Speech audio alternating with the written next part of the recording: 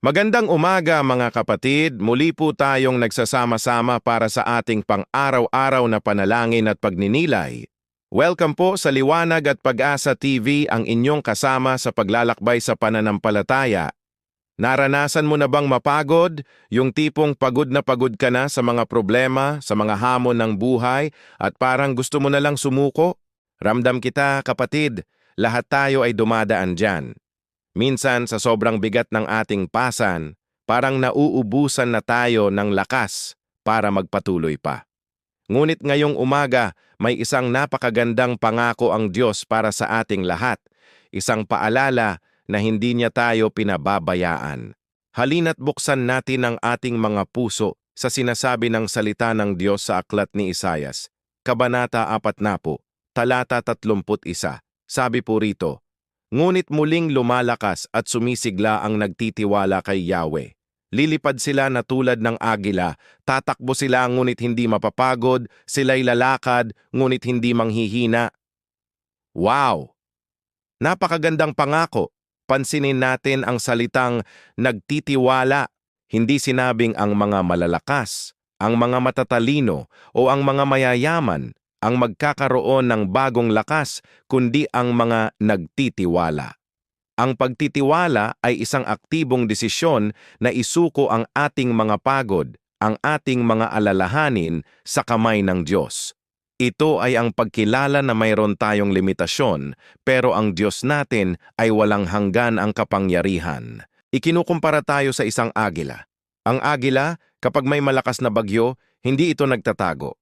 Sa halip, ginagamit nito ang lakas ng hangin para makalipad ng mas mataas sa itaas pa ng unos. Ganyan din tayo mga kapatid. Kapag tayo ay nagtitiwala sa Diyos, ang mga pagsubok na dapat sana ay magpapabagsak sa atin ay siya pa mismo ang gagamitin para iangat tayo sa mas mataas na antas ng ating pananampalataya at katatagan.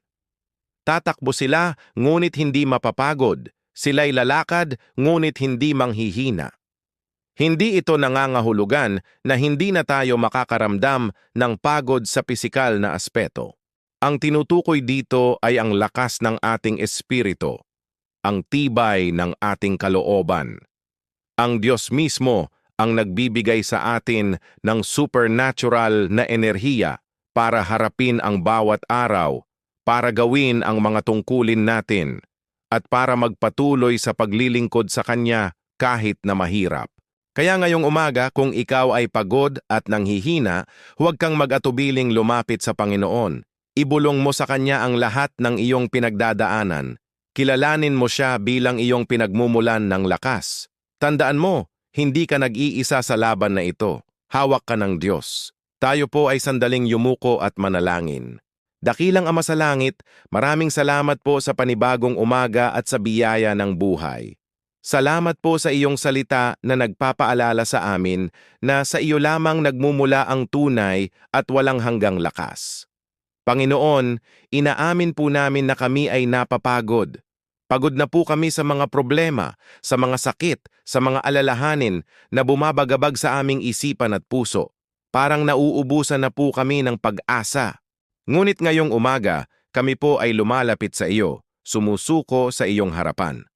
Panginoon, ibigay mo po sa amin ang lakas na tulad ng sa agila. Tulungan mo kaming gamitin ang mga hamon ng buhay upang mas lalo pang tumaas sa aming pananampalataya sa iyo. Palakasin mo po ang aming mga tuhod na nangangatog at bigyan ng sigla ang aming mga nanghihinang espiritu. Ipinagkakatiwala po namin sa iyo ang araw na ito. Ikaw po ang manguna sa aming mga gagawin, sa aming mga iisipin, at sa aming mga sasabihin. Punan mo po kami ng iyong banal na espiritu. Salamat po, Ama, dahil alam naming dininig mo ang aming panalangin. Ito po ang aming dalangin sa tanging pangalan ni Jesus na aming tagapagligtas. Amen. Maraming salamat po sa inyong pagsama. Naway baunin ninyo ang pangako ng Diyos sa buong maghapon. Tandaan, kapag pagod ka na, magtiwala ka lang sa Kanya. Huwag po ninyong kalimutang mag-subscribe sa ating channel, Liwanag at Pag-asa TV, para sa mas marami pang mensahe ng inspirasyon. Pagpalain po tayong lahat ng Panginoon.